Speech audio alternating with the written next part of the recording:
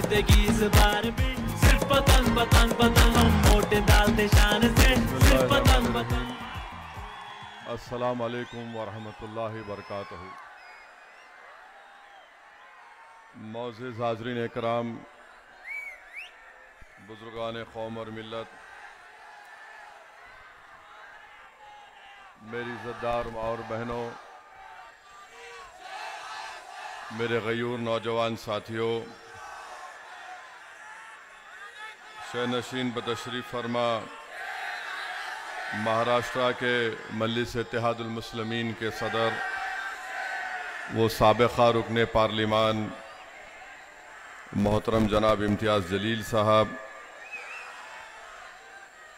मोहतरम जनाब फ़ारूक शाब्दी साहब, सदर मुंबई मजलिस इत्तेहादुल मुस्लिमीन, साबिक़ा रुकन असम्बली व तर्जुमान कौमी तर्जुमान मजलिस इत्तेहादुल मुस्लिमीन जनाब वारिस पठान साहब,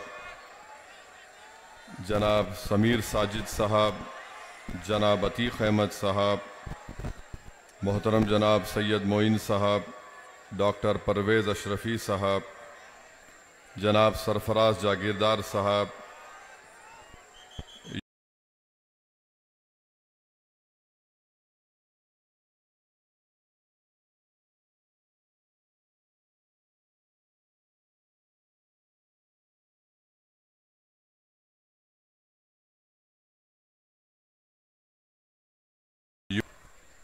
और समीर शेख साहब का जो आज मजलिस इत्तेहादुल मुस्लिमीन में शामिल हो रहे हैं, उनका दिल की गहराइयों से उनका खैर मुक़द्दम करता हूँ और मैं अल्लाह से दुआ करता हूँ कि इनकी मजलिस इत्तेहादुल मुस्लिमीन से शमूलियत ना सिर्फ मजलिस को मजबूती अता करेगी अहमदनगर में, बल्कि इंशाअल्लाह ताला पूरे अहमदनगर में एक इत्तेहाद की फ़िज़ा और मजबूत होगी। अज़ीज़ान मिल्लत इस्लामिया, हमारे डाइस पर बैठे हुए हमारे दलित लीडर्स भी हैं, मजलिस के ज़िम्मेदार हैं, प्रभाकर पर्दे साहब और तमाम उनका भी शुक्रिया अदा करता हूँ। आपका शुक्रिया अदा करता हूँ कि आप यहाँ पर आए, और मैं एडमिनिस्ट्रेशन का भी शुक्रिया अदा करता हूँ कि उन्होंने मुझे यहाँ पर आने की इजाज़त दी। और अल्लाह का बड़ा करम है कि मैं एक लंबे अरसे से आपके दरमियान में आना चाहता था। अज़ीज़ान मिल्लत, मुझे जब मैं यहाँ पर आया तो मुझे हमारे मजलिस के ज़िम्मेदारों ने कहा कि सर, ये अहमदनगर ज़िले के ज़िम्मेदार लोग हैं, तारीख़ी लोग हैं, जिसमें मलिक अंबर का नाम है, रजनीकांत अरोले जो मैग्सेसे अवार्ड विनर हैं, जॉन बर्नबस हैं, चांद बीबी है, माधव दंडत्वे हैं, अन्ना हज़ारे हैं, एना लियोनिस जो एजुकेटर हैं, बहराजी नायक जो मराठा फ़ौज के इंटेलिजेंस के चीफ थे, पोपटराव बागोजी पवार साहब हैं, क्रिकेटर अजिंक्य रहाणे हैं, आनंद ऋषि जी हैं, और फिर यकीनन यहाँ की सरज़मीन पर हज़रत शाह शर्फ़ी जी की दरगाह है रहमतुल्लाह अलैह की, और जिसके ताल्लुक़ से आप जानते हैं कि छत्रपति शिवाजी महाराज के दादा जनाब, उन्होंने जब उनको 2 फ़र्ज़ंद हुए थे तो उनको अक़ीदत थी हज़रत से बुज़ुर्ग से शाह शरीफ रहमतुल्लाह अलैह से, तो उन्होंने अपने दोनों फ़र्ज़ंद का नाम, एक का नाम शाहजी रखा, एक का नाम शरीफ जी रखा। मगर अहमदनगर के नौजवानों को एक और बात बताना चाहता हूँ, ये शहर 3 और लोगों के नाम से भी याद किया जाता है। एक का नाम है नारायण आप्टे, विष्णु करकरे और मदन लाल पाहवा। आप जानते इनका कनेक्शन क्या है अहमदनगर से? कितने लोग नहीं जानते? हाथ उठाओ। डाइस पे आप जानते हैं? तो इनका तारुफ कराता हूं आपको। जब महात्मा गांधी का कत्ल हुआ था 30 जनवरी को बापू को उनके जिस्म में 3 गोलियां मारी गई थी और उन लोगों को जो गिरफ्तार किया गया था और जिनको सजा दी गई थी उसमें नाथूराम गोडसे थी, फांसी दिया गया। नारायण आप्टे को भी सजा दी गई जो इस शहर का था, और गोपाल गोडसे को जेल में सजा हुई, गोडसे के भाई विष्णु करकरे और मदनलाल पाहवा। तो ये लोग भी अहमदनगर से ताल्लुक़ रखते थे। कौन? नारायण आप्टे, विष्णु करकरे, मदनलाल पाहवा। तो लोगों, अभी हम इतने लंबी तकरीरें सुन रहा था मैं हमारे साथियों की, वो अपने अपने तरीक़े से जो लोग अहमदनगर की इस पुरअमन फ़िज़ा में अपना जहर उगल रहे हैं, जिनके तकारीर से हम जानते हैं, मगर ये नई बात नहीं है। नारायण आप्टे कौन थे? महात्मा गांधी के कत्ल का मुल्जिम। विष्णु करकरे नगर का। मदनलाल पाहवा कौन थे? ये जहरीले उस वक्त भी थे। इससे अहमदनगर की पाकी ख़त्म नहीं होती है, मगर तारीख में अगर हम जाकर देखेंगे तो नारायण आप्टे ने क्या किया था, ये जितने बापू को कत्ल करने के साजिश में एक्यूज थे, ये तमाम के तमाम गंदे किस्म के इंसान थे, बिल्कुल थर्ड रेट। माने नारायण आप्टे ने एक डॉक्टर की बेटी, उसका नाम मनोरमा था, उससे इश्क लड़ाया। यहीं की बच्ची थी, ये फर्गूसन कॉलेज मशहूर पुणे का, वहां से पढ़ के आकर अमेरिकन मिशन स्कूल नगर में पढ़ाता था। कौन? नारायण आप्टे।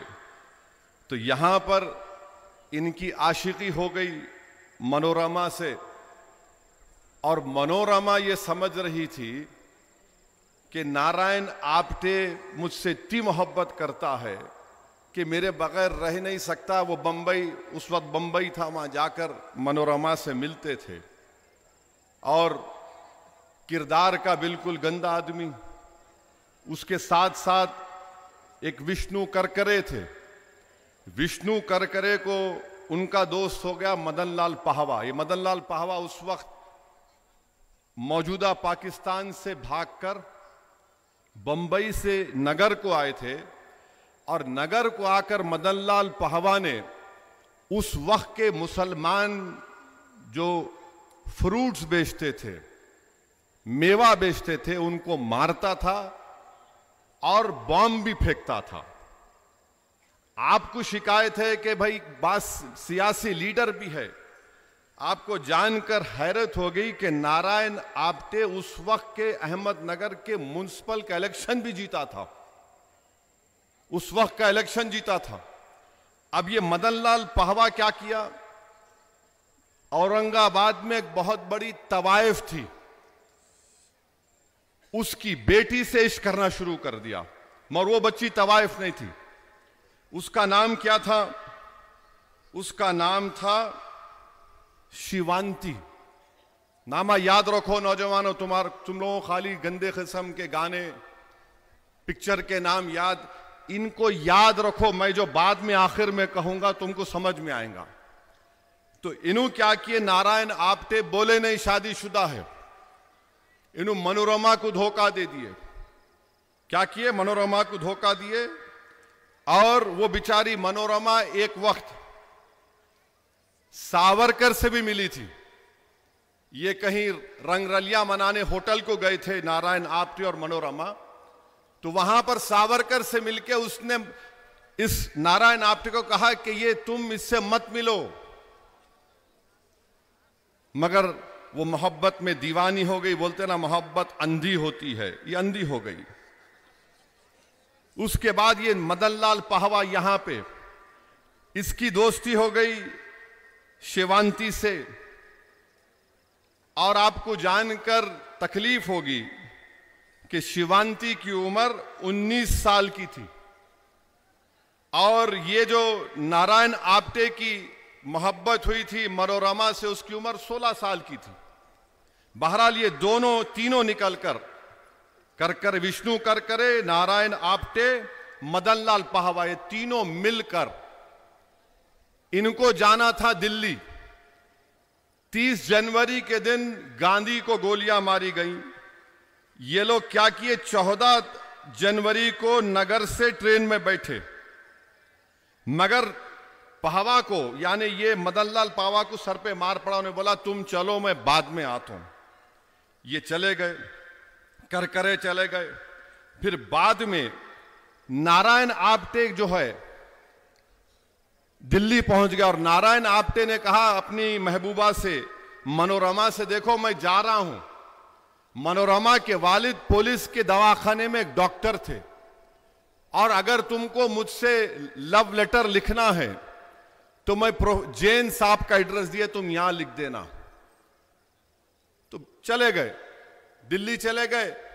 अब पहले शादीशुदा, यहां इश्क लड़ा दिए। दिल्ली पहुंचने के बाद उनके चीचा बोले, मियां तुम्हारे से एक बच्ची है, तुम शादी करते क्या? बोले फौरन करता हूं, बताओ देखता हूं जाके। तो नारायण आप्टे जो है वहां चले गए। वो बेचारी खत लिख रही, तुम आ जाओ, तुम आ जाओ वापिस। सुनो, वहां चले गए। मदन लाल पाहवा क्या करे, 2 सर को मार पड़ा बोल के फिर उन्होंने उर्दू में बोलते ना अपना मुंह काला करे शिवांती से। उसके बाद ये तीनों मिलके गए बापू को मारने के लिए। और जाने के बाद मदन लाल पाहवा की जिम्मेदारी क्या थी कि तू कॉटन बॉम्ब फोड़ना है, मगर एक धमाका होना, आवाज आना।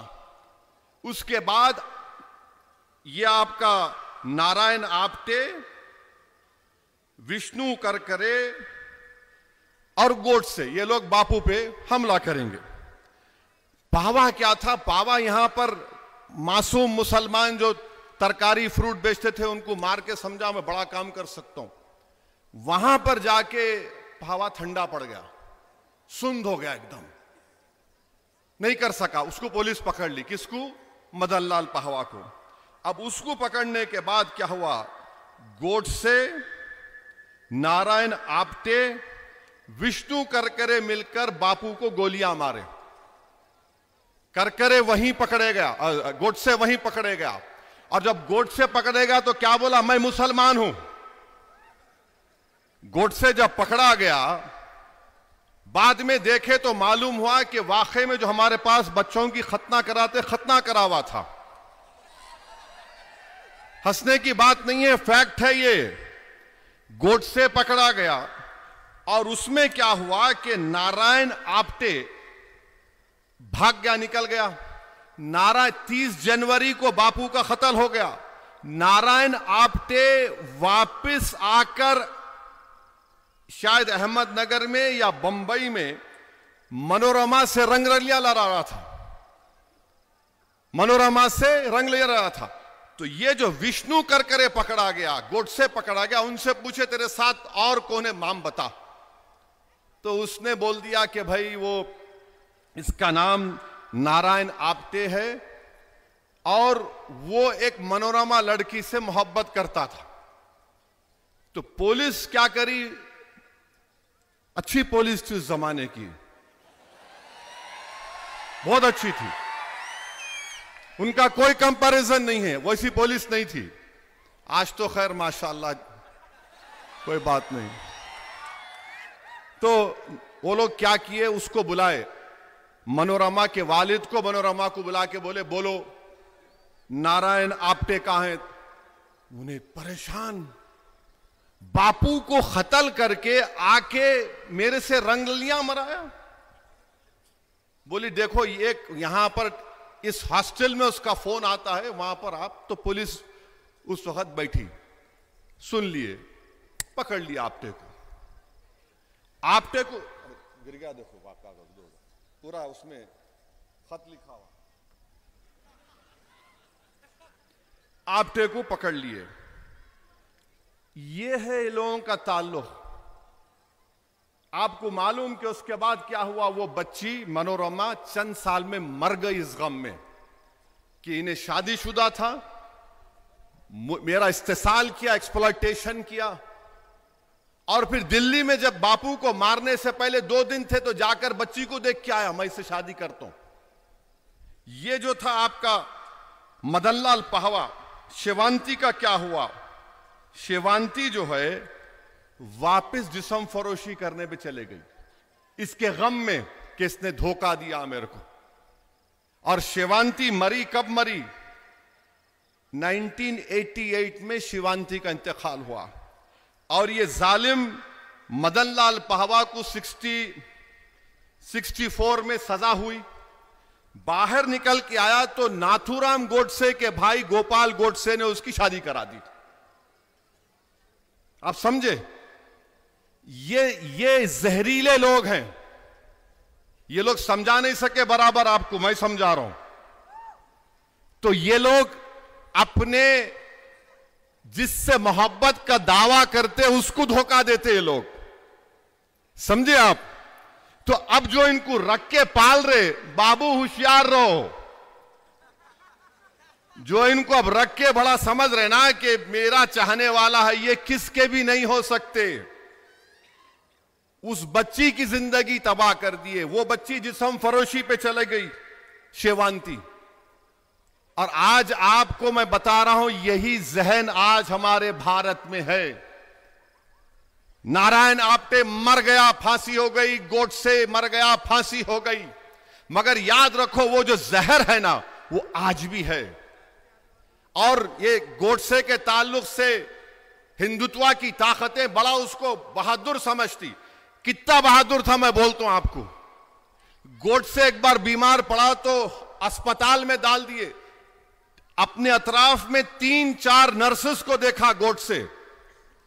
इतना डर गया, इतना डर गया, क्योंकि वो दवाखाने में बीमार पे तो कपड़े उतार के एप्रन पहनाते ना, तो गोडसे वो कपड़े पहन के भाग गया। नहीं नहीं नहीं, ये है गोडसे, ये है नारायण आप्टे, ये है विष्णु करकरे, ये है आपका मदनलाल पहवा।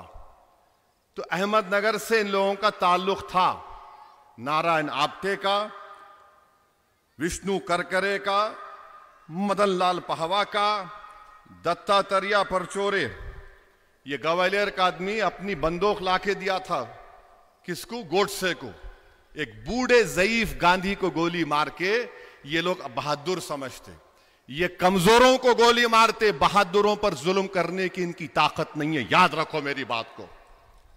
ये कमजोरों पर जुल्म करते। 80 साल के बूढ़े को मारकर तुमने क्या हासिल किया?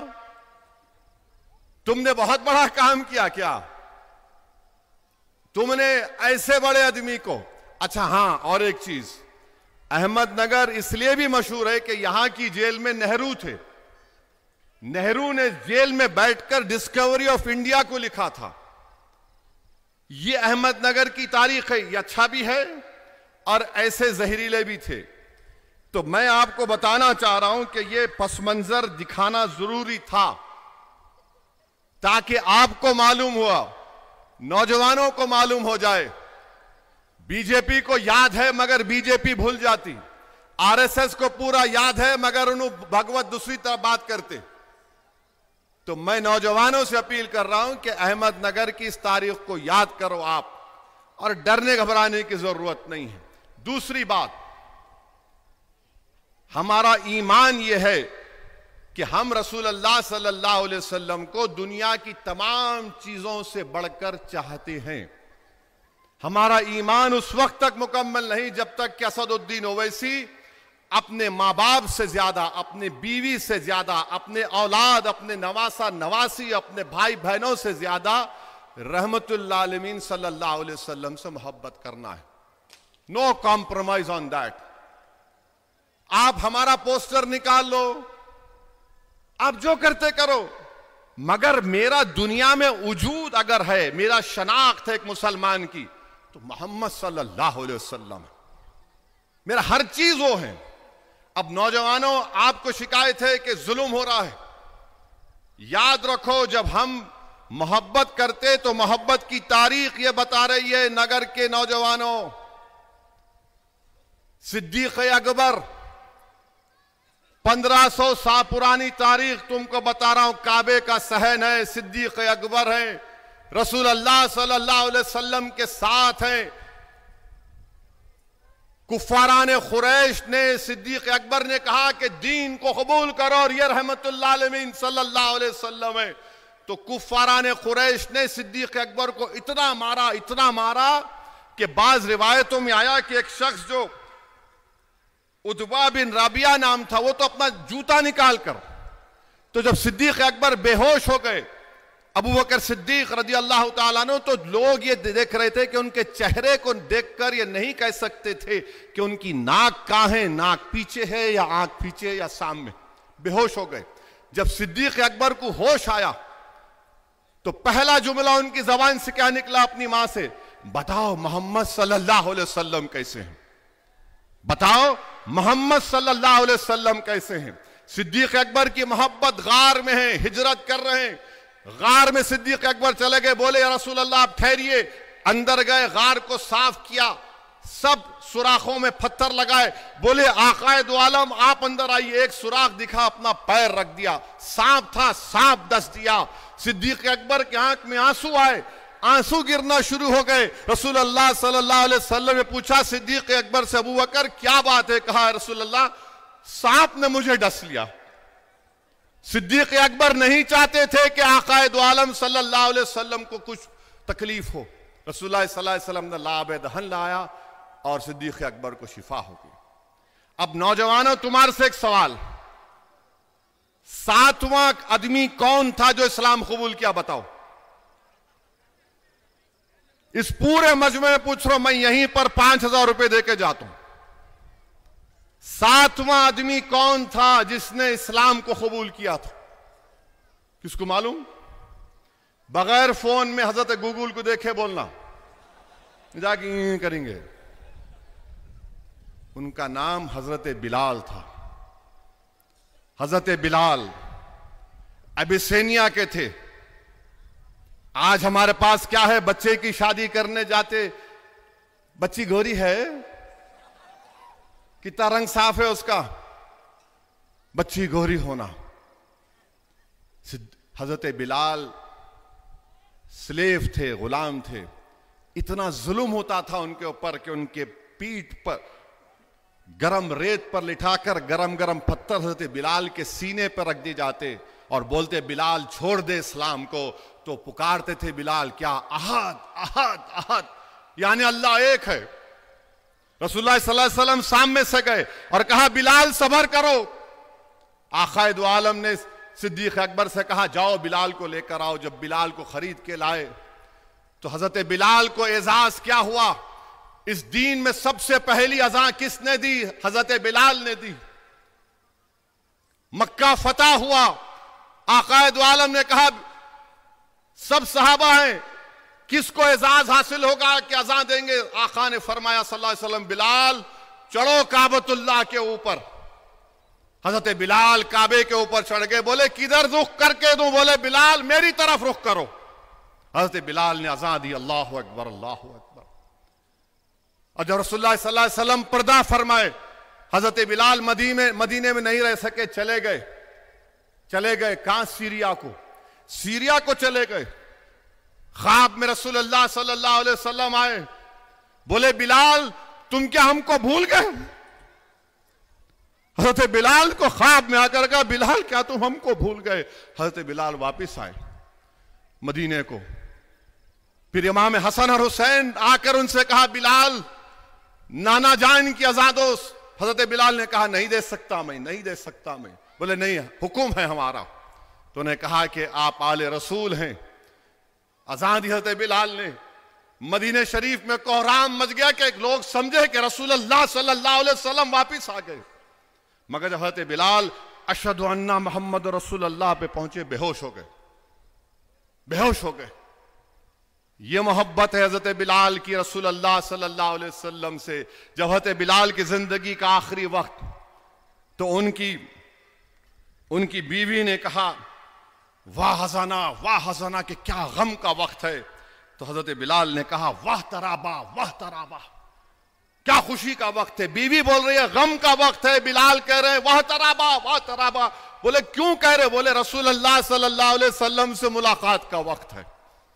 तो कभी भी मौत से डरना नहीं। रसूल अल्लाह सल्लल्लाहु अलैहि वसल्लम से मुलाकात का वक्त है। नौजवानों, क्या तुम जानते खुबैब बिन अदी कौन थे? सहाबी रसूल हैं। पकड़ लिया उनको कुफारान कुरैश, सलेब पर माने क्रॉस पर लटका दिए। कोई चाकू मारता, कोई छुरी मारता, और किसी कहने वाले ने कहा कि अरे खुबैब, क्या अच्छा होता है कि तुम्हारी जगह पर रसूल अल्लाह सल्लल्लाहु अलैहि वसल्लम और तुम घर में आराम से बैठो। हज़रत खुबैब ने कहा, खुदा की कसम नहीं, मैं सब कुछ कुर्बान कर दूंगा मगर मेरे आकाए दो आलम सल्लल्लाहु अलैहि वसल्लम के जिस्म मुबारक में एक कांटा भी चुभता नहीं देख सकता। जब उनको फांसी की सजा दी जा रही थी, तो हजरत खुबैब बिन अदी ने कहा कि ऐ जालिमों, मुझे 2 रकात नमाज पढ़ने दो। ये 2 रकात नमाज मौत से पहले ये हजरत खुबैब बिन अदी की है। नौजवानों, 2 रकात नमाज पढ़े और नमाज पढ़ के दुआ करे, अल्लाह मैं तेरे से शिकायत कर रहा हूं, मैं तुझसे शिकायत कर रहा हूं, मौला मेरा ईमान खत्म नहीं होना, मैं दीन पर मरना, या अल्लाह मुझे दीन पर मरने दे। मौत सामने है, मगर दुआ क्या कर रहे हैं? शिकायत कर अल्लाह से। और फिर क्या कहा? अल्लाह, जो आज मुझे लोग मार रहे, अल्लाह तू उनको चुन चुन कर तू उनसे बदला ले। तो जो लोग आज जुल्म कर रहे हैं, हजरत खुबैब बिन अदी की रूह पुकार कर कह रही है कि जो लोग आज हम पर जुल्म कर रहे हैं, हम कमजोर समझ रहे ना, अल्लाह हमारा बदला लेगा इंशाअल्लाह ताला। तुम बेजुबान हमको समझकर मार रहे हो, तुम कमजोर समझकर हमारे घरों को तोड़ रहे हो, तुम हमको पीट रहे हो, नौजवानों की जवानी को जेल में डालकर बर्बाद कर रहे हो, अल्लाह बदला लेगा, हम कुछ नहीं करेंगे इंशाअल्लाह। मेरे अजीज दोस्तों और बुजुर्गों, हौसलों को बुलंद रखो। जब खुबैब बिन अदी पर जुल्म होता था, तो एक सहाबी रसूल थे, सईद बिन अमीर का नाम था, वो सीरिया के गवर्नर बन गए। तो रातों में बाज़ वक़्त वो बेहोश हो जाते। फारूक आजम खलीफा थे, उनसे पूछा कि सईद बिन अमीर क्या है ये? बोले मैं उस वक्त खुबैब बिन अदी के पर जो जुल्म किया जाता था देखता हूं तो बेहोश हो जाता हूं। तो तुम समझ रहे अल्लाह नहीं देख रहा ये? और हम समझ रहे अल्लाह देख रहा। मेरे भाई, अल्लाह सब कुछ करने वाला है। और अगर तुम्हारे दिल में जरा सा भी ये ख्याल पैदा है, यार बड़ी बेबसी है यार, बड़ी बेबसी है यार, क्या हो रहा है ये? मेरे दोस्त, गज़ा को याद करो। 65,000 शहीद हो गए। कितने?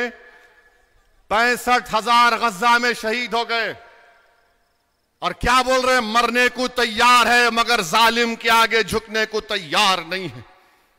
गज़ा की माएं अपने बच्चों को उठा कर कह रही हैं कि बेटा जा, बेटी जा।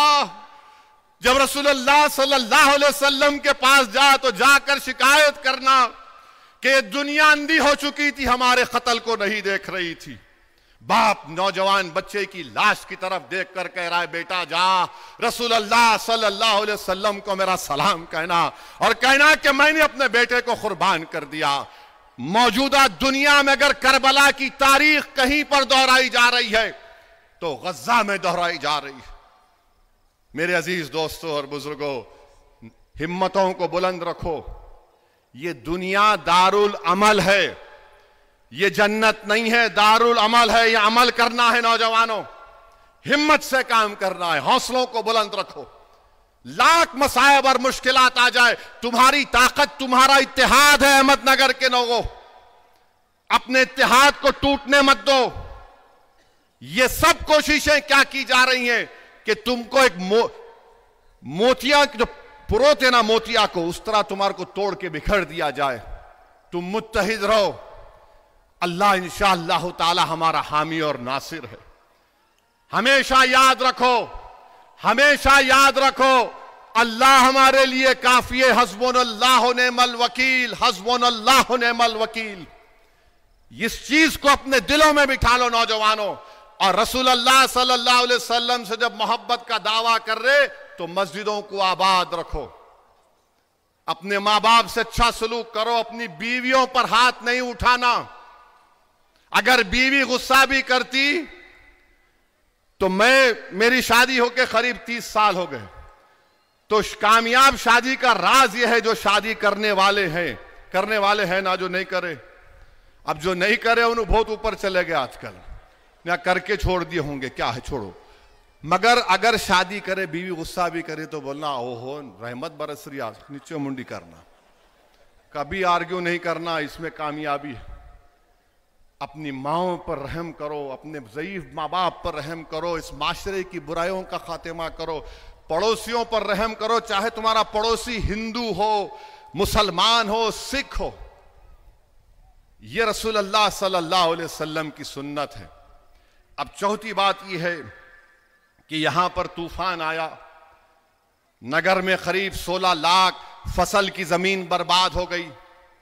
हम पूछना चाह रहे, हाँ उससे पहले आई लव मोहम्मद के ऊपर एक वाकया याद आया।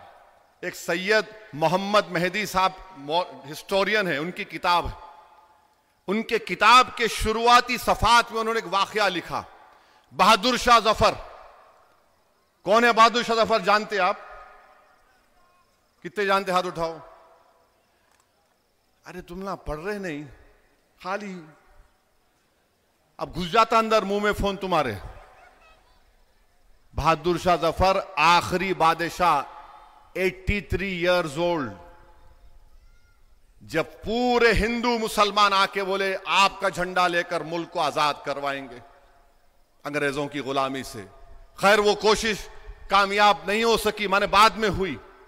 तो बहादुर शाह जफर को मालूम था कि अंग्रेज आकर उनको गिरफ्तार करेंगे। वो क्या किए, रात के अंधेरे में निकलकर हजरत महबूब सुबानी निजामुद्दीन औलिया के पास चले गए, उनके आस्थाने पे गए और खूब रो रहे थे कि अल्लाह हम कोशिश की, हम कामयाब नहीं। खूब रो रहे थे, अंग्रेजों से इस मुल्क को आजाद नहीं करवा सके। तो उस वक्त निजामुद्दीन औलिया की दरगाह पर एक शख्स था, उसको बोले देखो कल अंग्रेज मुझे पकड़ लेंगे और शायद मार भी देंगे, मैं तुमको एक अमानत दे रहा हूं, तुम उठा के रखोगे ना यहां पर। उस निजामुद्दीन औलिया दरगाह के खादिम ने बोला क्या है वो अमानत? तो बोले देखो हमारे सल्तनत मुगलिया में एक अमानत 400 साल से चली आ रही है, वो अमानत मेरे पास है, मैं तुमको तुम्हारे हवाले कर रहा हूं, उसके बाद मेरा खातिमा है। बोले क्या है? बोले ये रसूल अल्लाह सल्लल्लाहु अलैहि वसल्लम के 3 मुंह मुबारक है, 3 बाल है, मैं आपको देके जा रहा हूं। ये अपने नबी रसूल से मोहब्बत थी बहादुर शाह जफर को, अमानत समझे वो रसूल अल्लाह सल्लल्लाहु अलैहि वसल्लम के मुंह मुबारक को, बोले ये लो रख लो। ये आज भी रबीउल अव्वल के महीने में निजामुद्दीन दरगाह में रसूल अल्लाह सल्लल्लाहु अलैहि वसल्लम की ज़ियारत, मुंह मुबारक की ज़ियारत होती है। तो याद रखो आई लव मोहम्मद बोलना आसान है, पोस्टर उठाना यकीनन तुम्हारी हिम्मत की मिसाल है, जबान से पुकार कर कहना वो तुम्हारा ईमान है। मगर अगर आशिक हो तो जिससे इश्क करते हो उस पर सब चीज फना कर देना। और फना क्या करना? अपने आप को, अपने नफ्स को, ताकि हम अपने नेक इंसान बन जाए। ये याद रखो नौजवानों। अब यहां पर सैलाब आया, अब सैलाब में देवेंद्र फडणवीस बोल रहे मैं कितना बोले उन्होंने एक लंबा बयान दे दिए, इतने 31,000 का की करोड़ बोले। फडणवीस साहब आप यकीनन मोदी जी के नक्शे कदम पे छोड़ रहे, लंबा लंबा छोड़ने के माहिर हो गए आप। उसमें जो आप ऐलान किए बड़ा पैकेज दिया, कोई नहीं दिया। अरे मेरे भाई 10,000 करोड़ तो एनडीआरएफ के गाइडलाइन से आएंगे, 5-6 हजार करोड़ तो डिपार्टमेंट का बजट है जो रोड बनाते। और अफसोस की बात यह है कि जो किसान अपनी जमीन खो दिया, देखिए जब किसान ज़िराअत करता तो वो मिट्टी होती, माटी होती, उस पे बीज बोता, वो तक बह गई। जो किसान अपना इंश्योरेंस करवाया, उससे पैसे आना है, प्रीमियम भरता। डीएफ बोल रहे देवेंद्र फडणवीस मैं कर रहा हूं। अरे आप क्या कर रहे? आपसे हम मुतालबा करते कि पूरे महाराष्ट्र के किसानों का 30 लाख एकड़ बर्बाद हो गई, उनका लोन माफ करो। आप जाओ बैठो, प्रधानमंत्री आपका पंत प्रधान के पास बैठकर कहो कि 30 लाख एकड़ जमीन बर्बाद हो गई किसानों की, लोन माफ करो, लोन वेवर करो, वेट ड्रॉट डिक्लेयर करो। और ये तुम मत बोलो देवेंद्र फडणवीस, जब तुम लीडर ऑपोजिशन थे तुमने उद्धव ठाकरे को खत लिखकर यही बात कही थी जो आज ओवैसी कह रहा है। ये किसानों से होना चाहिए। पांचवी बात यह है कि आपके शहर में बहुत से मसाइल हैं। दहीगांव सूबे में साफ पानी नहीं आता, अस्पताल एक ही है और उसमें कुछ सहूलतें नहीं है। और फिर आप देखते हैं कि दलितों पर जुल्म बड़ा हो रहा है। एनसीआरबी का डेटा है, सिर्फ नगर में, हजरत पुलिस को बोल रहा हूं फॉर योर इंफॉर्मेशन, 2023 में नगर में 203 केसेस दलितों के जो जुल्म हुआ उस पर। दलित महिलाओं पर जुल्म हुआ 38 केसेस, पॉक्सको के केसेस 13 केसेस, रेप हुए खवातीन का 44 केसेस। उत्तर प्रदेश जहां पे और एक बाबा है, गोली मारो बटेंगे तो कटेंगे, सबसे ज्यादा दलितों पर जुल्म उत्तर प्रदेश में हुआ। 15,100 के ऊपर केसेस यूपी में हैं, 15,000 केसेस। और वो बोलते बटेंगे तो कटेंगे, ठोक दो, गोली मार दो, बुलडोजर चला दो। और इसका नतीजा क्या निकला कि भारत के सुप्रीम कोर्ट के चीफ जस्टिस, दूसरा दलित जज, उसके कोर्ट में एक 72 ईयर ओल्ड बुड्ढा आकर जूता निकालकर हमारे सुप्रीम कोर्ट के जज के इजलास में जूता फेंकता है और कहता है कि सनातन धर्म का अपमान हिंदुस्तान में नहीं सहा जाएगा। अरे उसका गवाही साहब, सुप्रीम कोर्ट के दूसरे दलित जज, जूता उठाकर फेंकना वो पूरी अदालत की तौहीन है। कहां है वो कोर्ट, कहां है वो वकील जो आज एहतजाज क्यों नहीं कर रहे? अगर तुमको दलितों से मोहब्बत नहीं तो क्या तुम सुप्रीम कोर्ट की अजमत के कायल नहीं हो? तुम क्यों हड़ताल नहीं कर रहे? तुम क्यों प्रोटेस्ट नहीं कर रहे? इसलिए नहीं कर रहे तुम क्योंकि एक दलित के ऊपर एक बड़ा आदमी जूता उठाकर फेंका। और ये चीफ जस्टिस के पिताजी जब बाबा साहेब अंबेडकर हिंदू धर्म को छोड़कर बुद्धिस्ट धर्म को इख्तियार कर रहे थे तो इनके वालिद वहां पर मौजूद थे। आप बताइए कौन इन लोगों को रेडिकलाइज कर रहा है? मैं एक पोस्टर उठाता हूं, no they are getting radicalise, but what about a damn 70-year-old man? एक 70 साल का बूढ़ा, उसको कौन रेडिकलाइज किया बोलो? और बोला कि बरेली में बुलडोजर क्यों, बुलडोजर का जजमेंट गवाही साहब दिए थे, ओरल ऑब्जर्वेशन था, कोई ऑर्डर पास नहीं हुआ तो सनातन धर्म का अपमान नहीं सहेंगे। अरे फर्क यह है जो संविधान को मानते, उनमें फर्क यह है कि अगर हमारे खिलाफ भी जजमेंट आया, आपको मालूम 6 दिसंबर को बाबरी मस्जिद शहीद हुई थी, याद है? याद है? याद है या वो भी भूल गए नौजवानों? तुमको मालूम उस क्रिमिनल केस का जजमेंट क्या आया? जजमेंट यह आया कि कोई भी मुजरिम नहीं है, not a single dam person was convicted. ऐसे एक आदमी को सजा नहीं। हमने क्या कहा? ठीक है, अदालत है, सुप्रीम कोर्ट का जजमेंट आया, बाबरी मस्जिद नहीं है आपकी। हमने कहा मुत्तफिक नहीं है, सुप्रीम कोर्ट इज सुप्रीम। हमने कहा बताओ आज आप ये क्या हो रहा है हमारे देश में? एक दलित सुप्रीम कोर्ट का चीफ जस्टिस बन गया, मगर ये जालिम लोग, ये कास्टिस्ट लोग, ये जहर है, ये बर्दाश्त नहीं करे कि एक दलित उस मुकाम पर पहुंच गया। मैं महाराष्ट्र के दलित भाइयों से कह रहा हूं, भारत के दलित भाइयों से कह रहा हूं, देखो, पहचानो, ये जहर नहीं तो क्या है बताओ? और मोहन भागवत बोलते हम कास्टिज्म को खत्म कर देंगे। अरे मोहन भागवत, आप तो मुंह नहीं खोले। प्रधानमंत्री एक मार दिए, बोल दिए। मेरे भाई, ये हमारे दलित भाइयों के साथ हो रहा है। कमजोरों को कमजोरों के साथ रहना चाहिए, उनके गम को समझना चाहिए, उनकी तकलीफ को अपनी तकलीफ समझनी चाहिए। ये जुल्म है सुप्रीम कोर्ट में। अच्छा, पुलिस कुछ नहीं कर रही, दिल्ली पुलिस माशाअल्लाह, नहीं कंप्लेन नहीं आया, क्या करेंगे? अच्छा, कंप्लेन देना आपको, क्या बात है। अब फिर आप आ जाइए मुद्दे पे कि यहां पर मैं आया, पिछले बार हम क्यों नहीं आए? इसलिए नहीं आए क्योंकि यहां पर छोटा सा वाकया हुआ। पुलिस तो बोली आ जाओ, मैं बोला नहीं, बच्चे गिरफ्तार हुए, उनके माँ बाप तकलीफ में होंगे, शहर को पुरअमन रखना है, मैं जलसा बाद में करूंगा। इम्तियाज जलील साहब, हमारे रुकने बल्दिया साहब नाराज भी हो गए, क्या असद भाई टाइम देके नहीं आए? मैंने कहा नहीं, शहर का अमन हमारे लिए सबसे बड़ी चीज है, आज जलसा करने आया मैं, तो कोई परेशानी की बात नहीं है।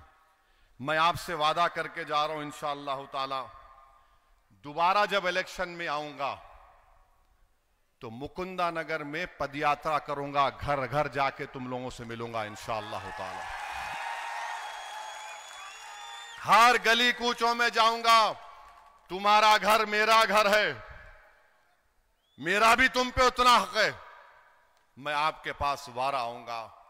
और ये लोग ये सब बड़ी बड़ी बातें करते, भाई फिक्र मत करो, मैं सुन सुन के कान पक गए मेरे।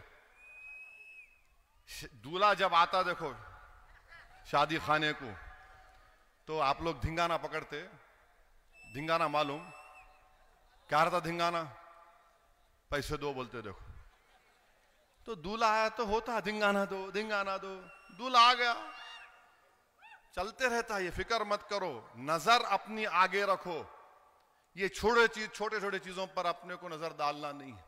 और मैं पुलिस को पूछना चाह रहा हूं, आपका इख्तियार है, आप BNSS में मेरे को नोटिस दिए, शायद पुलिस को नहीं मालूम कि जब ये बिल BNSS का पास हो रहा था, सेक्शन 168 पे मेरी तकरीर है, 35 मिनट्स में पार्लियामेंट में इतना लंबा बोला, इम्तियाज जलील बैठे हुए थे, 35 मिनट्स में बोला। और उस वक्त में बोला था कि रूलेट एक्ट है, अगर गांधी जिंदा होते, भगत सिंह जिंदा होते तो इस कानून के खिलाफ खड़े हो जाते नए BNSS पर। आप मेरे को नोटिस दिए, क्या है ये? आपको लगता है कि मेरे को भारत से मोहब्बत नहीं है? सिर्फ आपके जो पॉलिटिकल मास्टर्स है बोल दिया, आप सुन लेंगे। जो ऑपरेशन सिंदूर के बाद भारत का ग्रुप गया था, मैं भी गया था, बहरेन में गए थे, बहरेन में एक थिंक टैंक है, आप बोल रहा हूं सुनो, थिंक टैंक, बड़ा थिंक टैंक है, वहां पर एक बैठे हुए अरब ने कहा कि भारत ने फलस्तीन पर अपना पॉलिसी बदल दी। ये कैसे हुआ? हमारे ग्रुप लीडर मेरी तरफ देखे, बोला ठहरो बोलता हूं मैंने उनसे पूछा कि हम भारत में बैठ के आपसे पूछना चाह रहे, आप तो पड़ोस में हैं, हम तो दूर हैं, आप क्या कर रहे हैं? आप तो बिल्कुल 40 मिनट्स का भी फ्लाइट नहीं है आपको, लोग भूखे मर रहे, आप क्या कर रहे? फिर उसने चिढ़ के बोला, वो मेरे को थिंक टैंक का professor, what is it that you have done? मतलब हम तो पहले आज भी हम फलस्तीनियों का एड का बजट हमारे पास है। खामोश हो गया वो बेचारा, परेशान हो गया। अरे मैं वहां जाके बोला, भारत की मोहब्बत में, किसी वजीर आजम की मोहब्बत में कभी ना बोलूंगा इंशाअल्लाह ताला, भारत की मोहब्बत में। और आप मेरे को नोटिस दे रहे, बकवास लिख रहे इसमें, आप क्या बकवास है ये? अच्छा, हम ये आखिर मेज से इतनी मोहब्बत क्यों? मैं 56 इयर्स का हो गया, दाढ़ी व्हाइट हो गई। Why do you only love me? I love Muhammad sallallahu alaihi wasallam, that is a fact. No ठहरिए, मगर मेरे से ही अच्छा कोई शरद पवार की पार्टी का लेटर नहीं, अजीत पवार का पार्टी का लेटर नहीं, उद्धव ठाकरे का पार्टी का लीडर आया नहीं, शिंदे का पार्टी का लीडर आया नहीं, बीजेपी का आया नहीं, कांग्रेस का आया नहीं, आरएसएस का आया नहीं, गौरक्षकों का आया नहीं, मगर हम आते की नजर आता। ओ हो मियां भाई आ गए। तो मालूम हुआ, पुलिस को भी मालूम कि एक ही मर्द है, बाकी क्या है I don't know, you know I don't know. Letter लिख रहे, ये लेटर दिए, मेरा लाओ, मैं क्या लिखा उसे पढ़ के सुना रहा हूं मैं आपको, इंग्लिश में बोला मैं। बाज लोग समझते दाढ़ी टोपी, इन्हें नहीं बोल सकता इंग्लिश में। अल्लाह के करम से मेरे माँ बाप ने रसूल अल्लाह सल्लल्लाहु अलैहि वसल्लम के सदक़े तुफ़ैल में मेरे को पढ़ाया, मैं जाके पढ़ा, बहुत मुसीबत उठाया के पढ़ा। मैं अंग्रेजी में लिखा, I am of the opinion that this notice that is given to me as a 5-time member of parliament is a grave violation of article 19, article 25 of the Indian constitution. This is a violation of fundamental rights. These notices are exclusively given to me only, not to other leaders, political parties like BJP, Shiv Sena both, NCP both, Congress. This shows the bias and discriminatory attitude of the government. I reject it. मैंने कहा reject it. आप ये खामखा love letter दे रहे मेरे को, मैं क्या करूंगा उसको, करूंगा क्या करूं बोलो,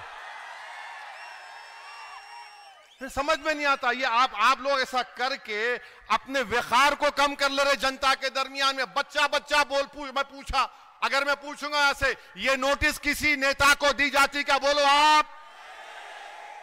देखो आप, I know I am the only मर्द, और तुम याद रखो मैं दुश्मन था हमेशा नाथूराम गुडसे की आइडियोलॉजी का, और दुश्मन रहूंगा नारायण आप्टे, विकास पावा और वो कर करेगा। मेरे अजीज दोस्तों और बुजुर्गों, हम भारत के प्रधानमंत्री को भी बोल रहे हैं, कितने 5 मिनट है अभी, हो 4 मिनट, चार बहुत है। पार्लियामेंट में 5 मिनट में धोखे निकल जाते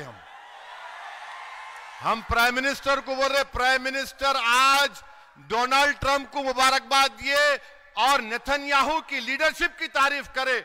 देश के प्रधानमंत्री, पंत प्रधान, वो नेतन्याहू दुनिया का सबसे बड़ा गुंडा है, जहन्नम का कुत्ता है, जिसने 65,000 लोगों को मार दिया, 20,000 बच्चे हैं, 20,000 खवातीन हैं, 12 लाख लोग बेघर हो गए, और प्रधानमंत्री, पंत प्रधान उसकी लीडरशिप की तारीफ कर रहे हैं। क्यों प्रधानमंत्री, क्यों कर रहे हैं आप नेतन्याहू की तारीफ? क्या आपकी आइडियोलॉजी और ज़ायनिज्म की आइडियोलॉजी एक है? आप तो भारत के प्रधानमंत्री है ना, आप भारत के प्रधानमंत्री हैं। हम कंडेम करते नरेंद्र मोदी ने जो नेतन्याहू की तारीफ की, उस लीडरशिप की, वो लीडरशिप नहीं है। नेतन्याहू जहन्नम का कुत्ता है जो फलस्तीनियों का जेनोसाइड कर रहा है। और सुन लो नेतन्याहू और उसकी तारीफ करने वालों, जब तक दुनिया कायम रहेगी, मस्जिद अक्सा और बैतुल मुकद्दस की एहतजाज की लड़ाई बच्चा बच्चा लड़ेगा इंशाअल्लाह ताला। हम मस्जिद अक्सा को नहीं छोड़ सकते, ना मस्जिद अक्सा को छोड़ सकते। अल्लाह देख लेगा नेतन्याहू को इंशाअल्लाह। प्राइम मिनिस्टर उसकी तारीफ कर रहे हैं, वाह। तो मालूम होता है कि कहीं ना कहीं ऊपर जाके कोई तार मिलता है, कोई तार मिलता है कि वजीर आजम एक ऐसे आदमी की जिसको इंटरनेशनल क्रिमिनल कोर्ट, जिसको ICC उसके खिलाफ वारंट इशू किया। अब मेरी तकरीर के बाद ये हिंदुत्वा के लोग बोलेंगे, ओवैसी क्या बोल रहा? अरे सुन, कुलभूषण मालूम कौन था? कुलभूषण जो पाकिस्तान की जेल में है, वो जालिम पाकिस्तान, उसकी फौज जालिम, वो कुलभूषण को सजाए मौत देना चाह रहे थे। तो भारत गया इंटरनेशनल क्रिमिनल कोर्ट को, जाकर उसकी सजा को रुकाया। तो ओवैसी जो बात कह रहा है दलील के साथ कह रहा है। तो मेरे अजीज दोस्तों और बुजुर्गों, आप अपने हिम्मतों को बुलंद रखेंगे और जो बच्चे हमारे महरूस हैं उनको जवाब दे रहे हैं कि हम तुमको नहीं भूले, आप हमारी दुआओं में हैं। हम दुआ करेंगे कि अल्लाह तुमको बाइज्जत रिहा करवा दे, अल्लाह तुम्हारे माँ बाप पर रहम करे। और तुमने जो गुलामी का सबूत दिया, ओवैसी के पास अल्फाज नहीं है। अल्लाह अपने हबीब की लाज रखेगा, तुमको अजर देगा। अल्लाह जरूर हमारा मालिक, अल्लाह हमारा नासिर है। तो मेरे अजीज दोस्तों और बुजुर्गों, ये शहर के अमन को बरकरार रखिए, पहचानिए मौजूदा नारायण आप्टे को, विष्णु करकरे को और मदन लाल पहवा को। ये पुराने लोग हैं, हमेशा रहेंगे, मगर आप मजलिस का साथ दीजिए। आने वाले लोकल बॉडी में वोट किसको पड़ेगा? मजलिस के निशान पर पड़ेगा। मजलिस का निशान क्या है? जोर से बोलो और जोर से बोलो। पतंग के निशान पर वोट देंगे ना तो डरेंगे तो नहीं। अब मेरी तकरीर के बाद शैतान के लोग आएंगे, आके खुस करेंगे, तो आप क्या बोलना उनको? भाग, आई लव। अल्हम्दुलिल्लाह, अल्लाह सलामत रखे आप तमाम को। बहुत बहुत शुक्रिया।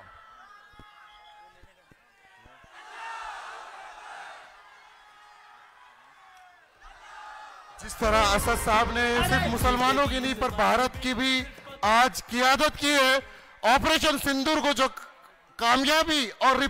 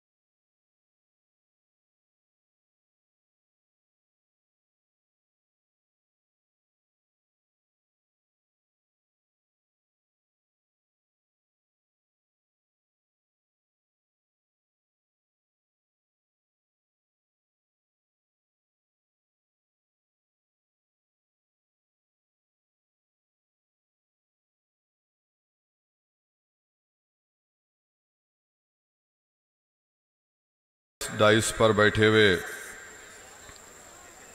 हमारे दलित लीडर्स भी हैं, मजलिस के ज़िम्मेदार हैं, प्रभाकर पर्दे साहब और तमाम उनका भी शुक्रिया अदा करता हूं। आपका शुक्रिया अदा करता हूं कि आप यहां पर आए, और मैं एडमिनिस्ट्रेशन का भी शुक्रिया अदा करता हूं कि उन्होंने मुझे